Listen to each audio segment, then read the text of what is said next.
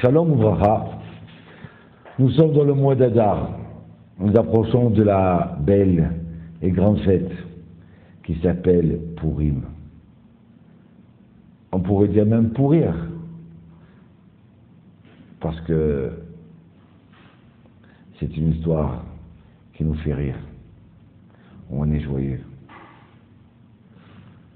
Vous savez, le rire, des fois, il vient quand on se trouve dans une situation qui est dure. Et de cette dureté, il sort quelque chose de la délivrance. Azon Henri. Les clowns se servent de ça, qui au début nous expliquent une blague qu'on ne comprend pas, et puis hop, tout de suite, c'est le contraire qui sort et tout le monde s'éclate de rire. Voilà, nous avons la Megillah. Ça, c'est la Megillah de Purim. Elle s'appelle la Megillat Esther. Dans la Megillat Esther, c'est un parchemin où est écrite toute l'histoire de Purim. Et voici au début, dans les jours d'Achashvérosh, Assuérus, qui était roi de Hodou, de l'Inde jusqu'à Couche, 127, il régnait devant 127 États. Donc, elle s'appelle la Megillat Esther, ça veut dire le rouleau de Esther. Ou alors, Megillah, ça veut dire dévoiler, et Esther, ça veut dire cacher. Dévoiler ce qui est caché. Donc, on va essayer de voir toute l'histoire. L'histoire de Purim. L'histoire de Purim s'est passée après la destruction du premier temple, 70 ans après. Juste avant la construction du deuxième temple, où le peuple d'Israël retourne sur sa terre. Donc, c'est en ère vulgaire, c'est à peu près entre 380 ans et 400 ans avant l'ère vulgaire.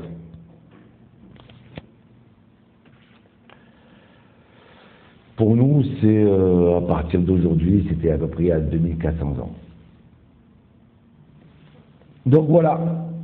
Voilà que le roi Assuérus, Achashvérosh en hébreu, est devenu le roi de Perse, qui règne sur 127 États. Et la troisième année de son règne, où maintenant il est sûr que personne ne peut le détrôner, il va faire une fête. Une grande fête. Une fête qui va durer 180 jours, où tous les rois sont invités, tous les princes, où il va montrer sa richesse. Il va montrer aussi la chose la plus importante aux yeux du monde, c'est les ustensiles du temple, du Beth Amikdash, du temple d'Israël. C'est pas simplement aujourd'hui qu'on parle des Juifs et d'Israël. C'est déjà depuis Assuérus. Le clou de la fête, c'était de boire dans les ustensiles du temple. Chacun buvait le vin qu'on voulait, sans forcer. Et voilà que, au bout de ces 80 jours, le roi Assuérus invite tous les princes, la ville de Suse, la ville de son royaume, la capitale, à faire une fête. Et là, il se saoule. Et il se saoule à un tel point que il va dire au prince, c'est la plus belle femme du monde. Et il va l'inviter.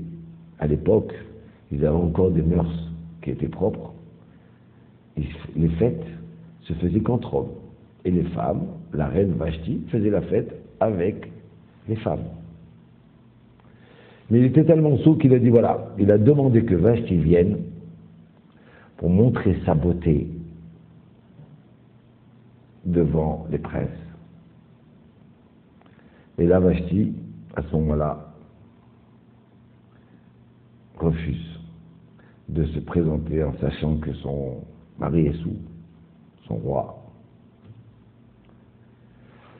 Devant ce refus, le roi Achashvérosh, Assuérus, eh bien, il tape une colère.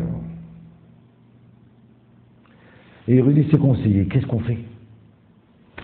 Mais Mouchan, un des conseillers de Assuérus, lui dit, tu sais, c'est pas un bon exemple pour tous nos princes et tous nos maris.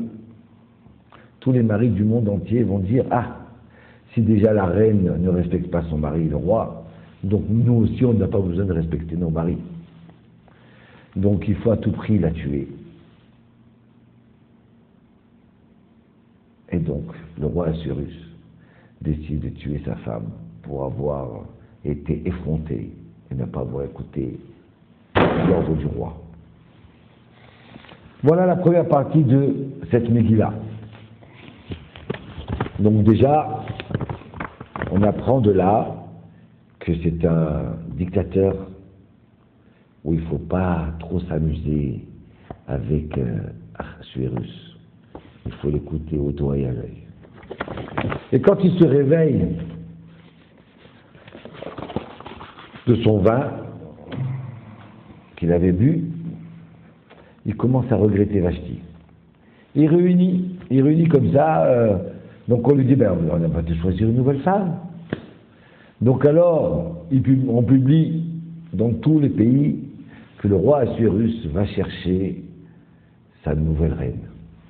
Et toutes les jeunes filles de tous les États accourent au concours pour choisir la nouvelle reine de Perse. Mais il y en a une qui s'appelle Esther. Esther, Hadassah aussi, elle ne va pas courir. C'est une juive. C'est une juive qui est respectée. C'est une juive qui est humble. C'est une juive qui est très réservée. Donc elle va rester chez elle. Même si elle est célibataire, elle ne va pas participer au concours. Mais voilà que on découvre la demoiselle Esther, qui est la nièce de Mordechai, Mardoché. Donc on va la prendre de force pour participer au concours. Et soudain, chaque jeune fille se présentait tous les jours, une jeune fille différente. Et le roi se dit non, c'est pas elle, c'est pas elle. Toutes les jeunes filles se maquillaient, se préparaient, s'embaumaient, se parfumaient, se faisaient la plus belle. Et arrive le jour de Esther. Et un des serviteurs dit à Esther, vas-y, choisis tous les bijoux que tu veux, tous les parfums, tous les ornements pour te présenter devant le roi. Mais Esther ne choisit rien du tout. Elle est là, tout simplement, devant le roi, sans ornement et sans vouloir attraper, avoir encore un bijou, encore un parfum. C'est à elle maintenant. Non. Le verbe avoir n'était pas connu chez Esther.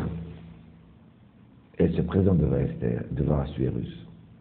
Et le roi, devant elle, il devient ébloui. Et il lui met la couronne de la prochaine reine de Perse. Donc maintenant Esther est la reine de Perse. Mordechai lui dit, attention, surtout, ne dis pas d'où tu viens. Et le roi lui demande, Esther, mais d'où tu viens? De quel peuple tu es? Ah non, je ne peux pas dire. Je ne sais pas. Je ne peux pas dire. Donc Esther a caché. Sans savoir pourquoi, elle aurait pu être orgueilleuse de dire je suis juive. Mais étant donné que le grand rave d'Israël a décidé pour elle qu'elle ne doit pas le dire, donc on va écouter le rave, même si elle pense qu'il n'y a aucune raison. Voilà. Et d'un seul coup, tout de suite après, Assuérus va nommer Aman, le premier ministre d'Israël, premier ministre de Perse. Aman, il a tous les droits. C'est le despote. Tout content, il sort, et tout le monde se prosterne devant lui, sauf une personne. Mais qui tu es, toi? Ah, toi, c'est Mordechai, le juif. Prosterne-toi devant moi. Mordechai dit non. Tu as sur toi une idolâtrie. Tu as sur toi une médaille d'idolâtrie. Je ne me prosterne pas devant l'idolâtrie. Aman, furieux, retourne chez Assuérus, le roi, et lui dit, voilà, je t'offre une somme d'argent immense, 10 000, 10 000 pièces, 10 000 lingots d'argent, et il existe un peuple, donc ton empire, qui est dispersé, qui est désuni, où tu n'as rien à gagner de ce peuple-là, que je voudrais détruire, parce qu'il ne fait pas les coutumes du pays. Il a ses coutumes à lui. Aman, il dit qu'il est désuni. Comme si pour nous dire ils sont dans une synagogue, mais chacun y pense à lui. Il n'y a pas d'union dans ce peuple. Et le roi lui donne sa bague et lui dit, fais ce que tu veux de ce peuple. Donc on se trouve au mois de Nissan. Et Aman va jeter un sort. Il tire au sort pour choisir la date de la solution finale du peuple d'Israël. On va résoudre la question juive. Et quand il tire ce sort-là pour choisir cette date, et il tombe sur le 13 Adar. Le 13 Adar, ça va être la date de la solution finale. Donc il écrit un décret aux toutes les nations, 127 nations, que le 13 Adar, tous les non-juifs, surtout tous les antisémites, ont le droit et le devoir de détruire, de tuer, d'assassiner hommes, femmes et enfants juifs. Juste avant cela, quand la reine Esther est devenue reine de Perse, Mardochée, qui connaissait toutes les langues, il entend deux espions, deux serviteurs du roi Assuérus, qui disent dans leur langue, on va assassiner le roi Assuérus. Donc tout de suite, Mordechai va transmettre à Esther que le roi est en danger. Esther se présente, envoie un papier au roi pour lui dire les dangers qui courent, au nom de Mordechai. Tout de suite, le roi vérifie et on attrape les deux personnes qui voulaient l'assassiner. C'était vrai. On marque dans les annales du roi, Mordechai a sauvé le roi Assuérus. Donc, on revient à Mordechai, par prophétie, il apprend le décret de Haman. Et là, il se déchire ses habits. Il ne mange plus. Il va se mettre des cendres sur son front. Il se met en deuil de la catastrophe qui peut arriver dans quelques mois, dans 11 mois précisément. Et on va dire à Esther, Mordechai est porte du royaume, aux portes du palais. Il est habillé, tout déchiré. Vite, elle envoie des habits, elle demande qu'est-ce qui se passe. Et Mordechai lui transmet que le peuple d'Israël est en danger. Vite, Esther, c'est pas pour rien que tu as été nommée reine de Perse.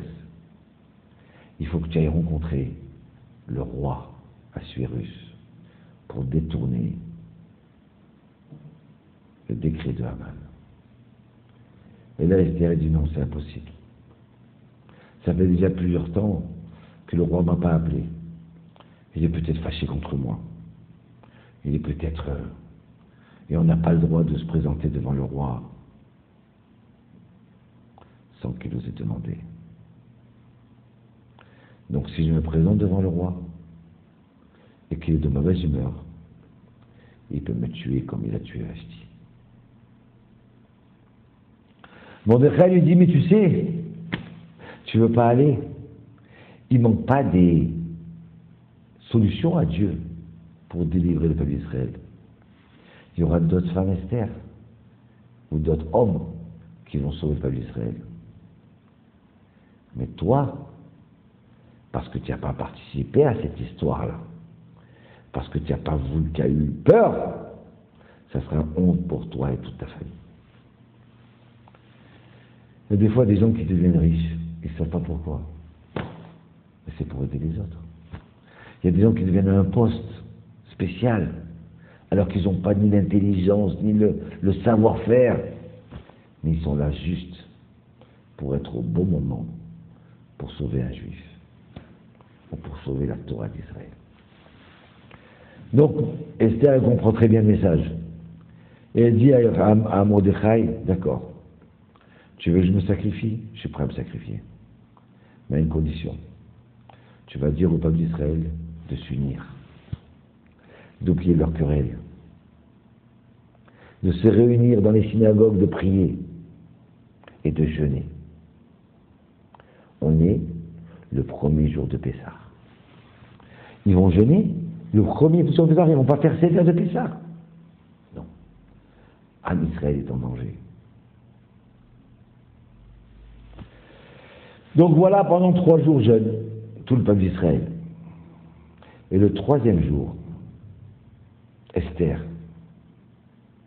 arrive et se présente devant la porte du palais du roi.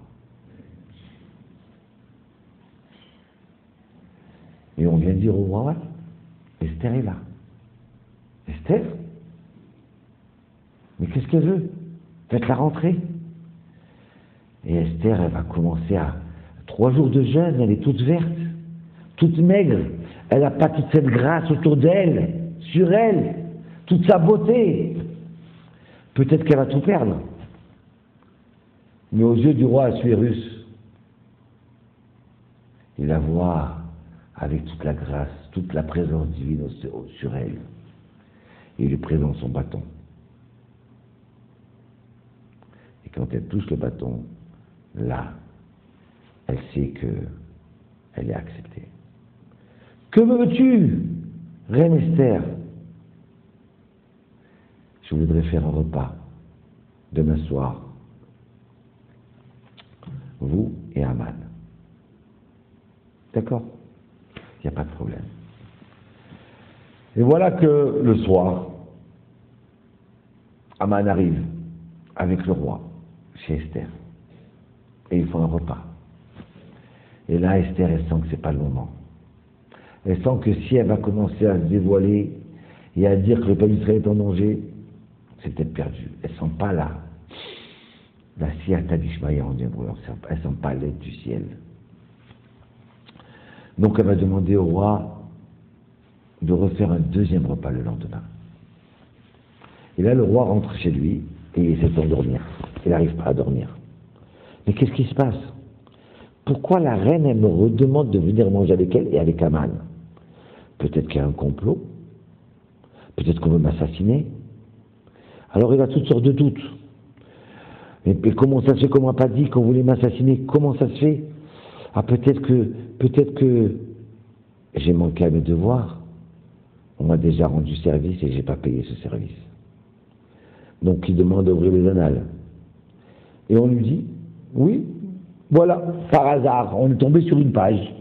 Alors lisez-moi, eh bien Mordechai avait transmis le nom de 2 espions qui voulaient assassiner le roi Assuérus. Et grâce à lui, il a été sauvé, le roi. Et le roi dit, mais dites-moi, est-ce qu'il a été récompensé, Mordechai? Non, aucune récompense. Ah, peut-être c'est pour ça, peut-être que si j'avais récompensé, peut-être qu'on m'aurait transmis qu'est-ce qui se complote contre moi. Juste avant cela, Aman sort du royaume, du palais du roi. Tout content, il est invité encore une deuxième soir. Que lui et le roi et la reine. C'est l'homme le plus heureux au monde. Et quand il sort, il voit Mordechai. Sale. Les habits déchirés. Il a le dégoût du juif. Mais pire que ça, Mordechai ne se prosterne pas devant lui. Alors là, il n'en peut plus. Aman, il demande. Il se dit, c'est quoi? Je vais le tuer le premier.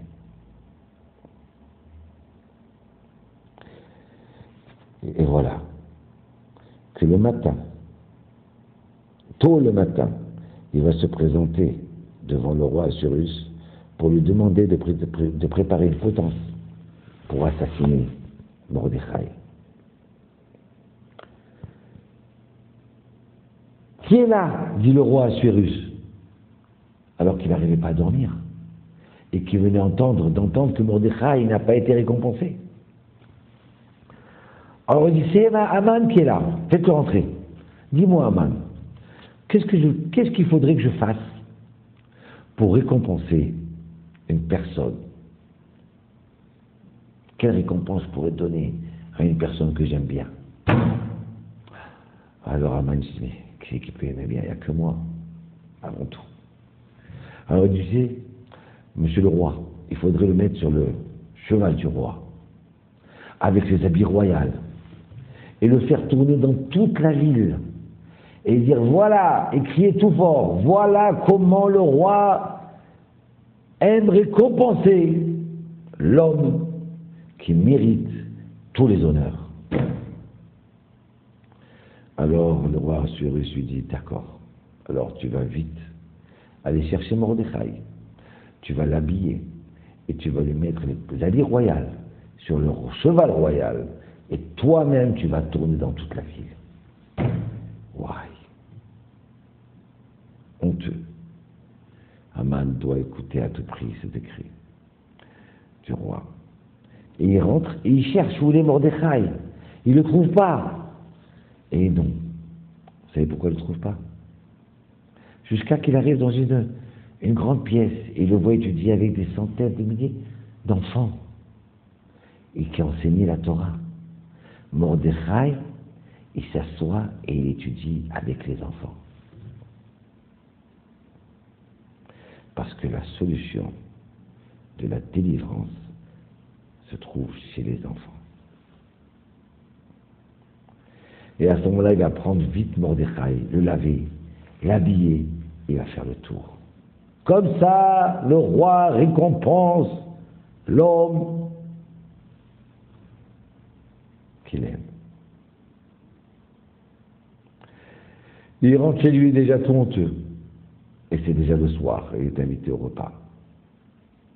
Et voilà que, comme il est invité au repas, il arrive comme ça, tout essoufflé. Et on lui dit, avec la reine et le roi Assuérus. Alors dis-moi, ma reine, Esther, c'était quoi que tu voulais? Alors, la reine Esther dit, écoute, mon cher roi, écoutez mon roi. Si je n'étais que moi en danger, ce n'était pas grave. Il y a un homme qui a décidé d'exterminer mon peuple. D'exterminer un peuple parce que je suis juive. Sans aucune raison. Tout simplement la haine. La haine de Amalek. Et le roi lui dit, mais qui? Il Et à ce moment-là, la reine dit, c'est lui, Aman, lui ce rachat, lui ce méchant. Maintenant, Achashverosh, qui était dans le coup de cette solution finale, il sait plus quoi faire. D'un côté, il a son Premier ministre, d'un côté, il a sa reine qui l'aime. Donc il sort au balcon pour respirer, pour reprendre ses esprits. Aman se voyait en danger. Ce matin, Mordechai, sur le cheval, maintenant Esther, qui en fait compte était une juive, ne savait pas que c'était une juive. Donc il va demander pitié. Et il se prosterne comme ça devant Esther. Et en se prosternant, il va trébucher sur le lit de la reine où elle était couchée. Et au même moment, le roi Assuérus y rentre. Il dit quoi? Pas simplement, tu es l'homme le plus important ici, et tu veux prendre aussi ma femme? Mais je vais te tuer. Et soudain, un des serviteurs dit, vous savez, il y a une potence là-bas. Cette potence que Aman avait préparée pour tuer Mordechai. Pendez-le tout de suite. Et c'est comme ça qu'il est pendu, Aman. Et Esther supplie au roi Ahasuérus, je vous en supplie mon roi. Maintenant il faut à tout prix écrire d'autres décrets. D'autres décrets pour demander à tout le monde de défendre les Juifs et que les Juifs se défendent. Le 13 Adar. Donc on écrit d'autres décrets. Et maintenant Mordechai est devenu vice-roi, premier ministre à la place de Haman. Donc tout le monde commence à aimer les Juifs. Et tout le monde cherche à s'accrocher aux Juifs, à aider les Juifs.